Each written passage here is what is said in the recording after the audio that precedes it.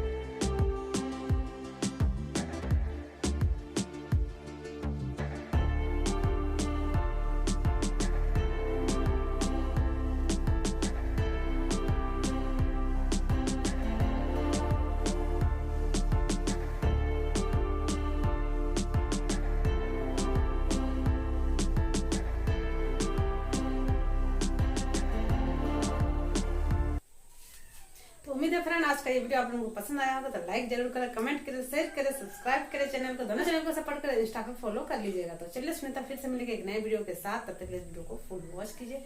Thank you, bye bye.